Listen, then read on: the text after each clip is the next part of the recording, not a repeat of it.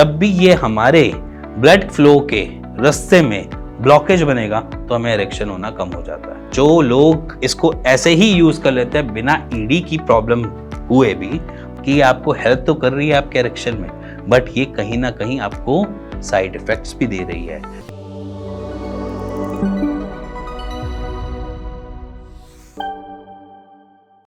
So guys, आज मैं बात करने जा रहा हूं ब्लू पिल के बारे में, क्योंकि ब्लू पिल के बारे में मोस्ट ऑफ द मैन या मोस्ट ऑफ द मेल जो है वो जानते हैं, बट उसको भी हाइड करके रखते हैं। ब्लू पिल या जिसे मैं बोलूं वायग्रा और जिसको मैं बोलूं टाडालाफिल, सल्डेनाफिल, जितने भी ड्रग्स जो मार्केट में आपको तनाव देने में हेल्प करते हैं वो सारे के सारे इसमें कैटर हो जाते हैं।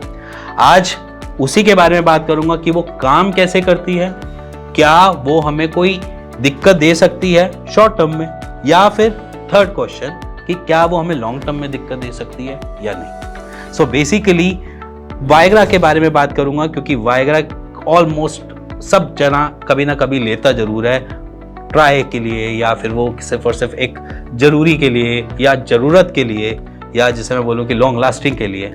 तो इसीलिए आज मैं आपका दोस्त डॉक्टर हिमांशु धवन आज आपको सीट फिट पे स्वागत करता है और बताता है वायग्रा लेनी चाहिए या नहीं।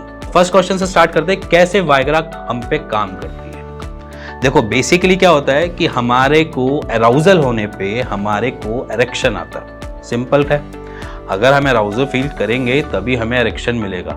अगर इस बीच में कोई ऐसी चीज जो उसको ब्लॉक कर दे हमारे ब्लड फ्लो को, तो क्या होगा कि हमारी टेंडेंसी जो इरेक्शन की थी वो थोड़ी कम हो जाएगी, जिसकी वजह से हमें दिक्कत आएगी। अब ये जो ब्लॉकेज जो बीच में कर रहा है उसको बोल देते हैं PDE5, जिसको एक नॉर्मल टर्म दिया जाता है फोस्फोडाइएस्थेरिस। फोस्फोडाइएस्थेरिस एक ब्लॉकेज की तरह वर्क करता है और ये हमारे बॉडी में होता ही है, मेल हो फीमेल हो या किसी में भी हो, ये मिलेगा। और ये एक तरीका का एंजाइम होता है और ये कब रिलीज होता है, जब हमारी बॉडी स्ट्रेस में हो या फिर कोई हमारी बॉडी वैसे भी ज्यादा बना रही हो, जैसे कि नॉर्मल इश्यूज में कभी कभार वो ज्यादा बना देती है, तब भी ये आ जाती है। जब भी ये हमारे ब्लड फ्लो के रास्ते में ब्लॉकेज बनेगा तो हमें इरेक्शन होना कम हो जाता है। अब यहाँ पर स्टार्ट होती है कहानी वायग्रा की। अब वायग्रा क्या करता है, वायग्रा इन PDE5 को कम कर देता है या बनने नहीं देता। अब जब वो बनने नहीं देता तो वो ब्लॉकेज का कारण नहीं बनती, और जब वो ब्लॉकेज का कारण नहीं बनती तो आपका जो ब्लड फ्लो है वो बिल्कुल अच्छे से काम कर जाता है, जिसकी वजह से हमें इरेक्शन बहुत अच्छे से आता है। और जो लोग इसको ऐसे ही यूज कर लेते हैं बिना ईडी की प्रॉब्लम हुए भी, मान लीजिए कि उनको इरेक्शन हो भी रहा है तब भी वो इसको यूज कर रहे हैं, तो भी उनकी कहानी थोड़ी बदलती हुई नजर आती है आगे जाकर।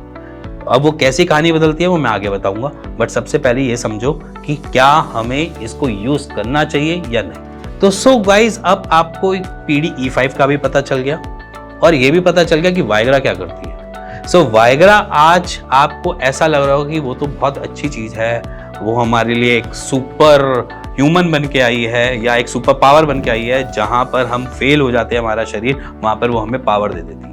अगर ये आपको सुपर हीरो की तरह लग रही है तो इट मीन्स कि आपको हेल्प तो कर रही है आपके इरेक्शन में, बट ये कहीं ना कहीं आपको साइड इफेक्ट्स भी दे रही है। इसके नेगेटिव एस्पेक्ट्स भी बहुत सारे हैं। सो बेसिकली इसी के साथ हम कंटिन्यू करते हैं कि नेगेटिव एस्पेक्ट्स क्या क्या हो सकते हैं, क्या हमें इस्तेमाल करनी चाहिए या नहीं। सो बेसिकली सेकंड क्वेश्चन पे आते हैं, जहां पर हम ये बताएंगे कि क्या आप इसको इस्तेमाल ना करें। सो स्टार्ट करते हैं सेकंड क्वेश्चन को। देखो बेसिकली क्या है, वायग्रा हमें यूज्ड टू बनाती है। सबसे पहली चीज समझो, अगर आपको वो एक पिल है जो आपको पावर देती है इरेक्शन की, आपको सबसे पहले वो यूज्ड टू बनाती है।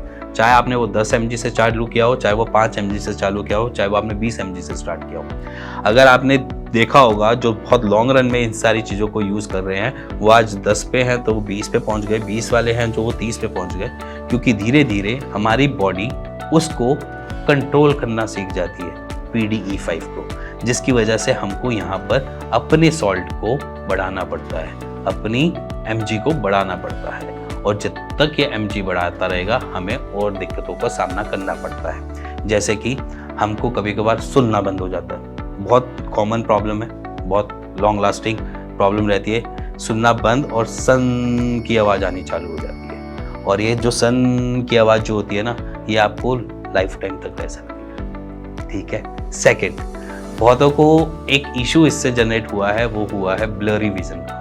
अब ब्लरी विजन क्या होता है? आपकी आंखों के आगे जाला जाला सा दिखाई देना चालू हो जाता, या थोड़ा सा जिसे बोलूँ कि फॉगी फॉगी दिखना चालू हो जाना। ये एक नॉर्मल सी चीज़ें हैं जो हम देखते हैं कि पेशेंट में ये लॉन्ग रन में आनी चालू हो जाती है। ब्लरी विजन, सन की आवाज़।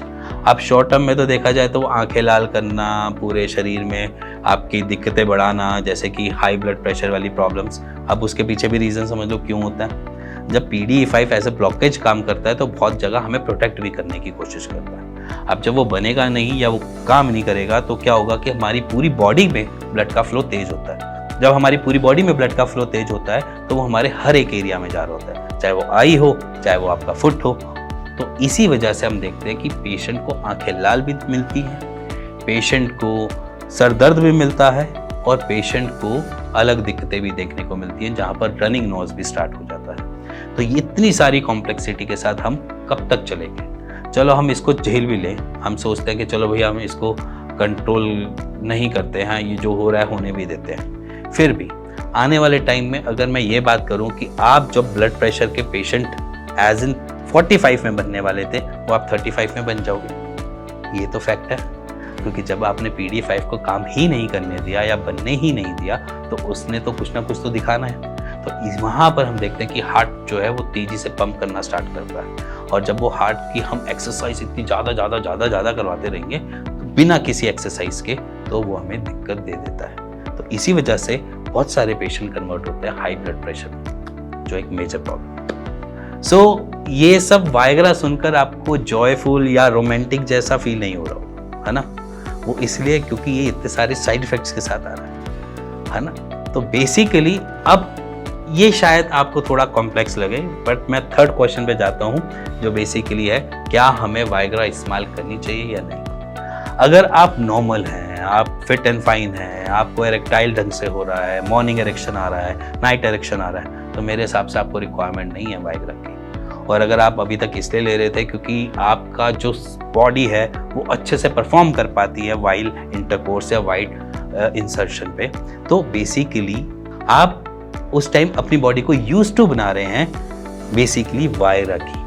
और वायग्रा लॉन्ग रन में आपके MGs को बढ़ाती रहेगी और आपकी बॉडी के हेल्थ इश्यूज को और इंक्रीज करती रहेगी। और अगर हेल्थ इशू एक टाइम हाथ से बाहर गए ना, वो हाथ में नहीं आते, ये फैक्ट है। अगर मान के चलो आप हाई ब्लड प्रेशर के पेशेंट बन गए तो आपको BP की गोली खानी ही पड़ेगी, एनी हाउ कुछ भी। जब आपका सिस्टम सही है, आपकी प्रॉब्लम्स कुछ है नहीं, तो फिर आप वायग्रा खाए क्यों? अगर आपको ऐसा भी लगता है कि मैं लॉन्ग लास्टिंग बनूं या कुछ करूं, उसके लिए एक्सरसाइज है, कीगल एक्सरसाइजेस है, नॉर्मल ऑल्टरनेट मेडिसिन है, जिसको पहले आप यूज कर सकते हैं और अपनी फर्टिलिटी को भी बूस्ट कर सकते हैं साइड बाय साइड। आप अपने अराउज होने के बाद अपने एरेक्शन पे भी कंट्रोल ला सकते हैं। सो बेसिकली अगर आपको इस वीडियो से थोड़ी सी इंफॉर्मेशन मिली हो, जिससे आपको ये क्लियर हुआ हो कि PDE5 कैसे काम करता है और वायग्रा कैसे उस पर कंट्रोल लाती है, तो शायद ये वीडियो शेयर करने लायक है। तो प्लीज़ शेयर दिस वीडियो। और इसी के साथ साथ अगर आपके मन में भी कुछ ख्याल चल रहे हैं, सोच रहे हो कि अगर मैं इतने लंबे समय से ले रहा हूँ और मैं इसको कैसे छोड़ूं, तो आप फ्री कंसल्टेशन ले सकते हैं नीचे दिए हुए नंबर पे, और अपनी उस प्रॉब्लम से निकल सकते हैं बाहर। इसी के साथ मिलेंगे नेक्स्ट वीडियो के लिए, तब तक के लिए नमस्कार।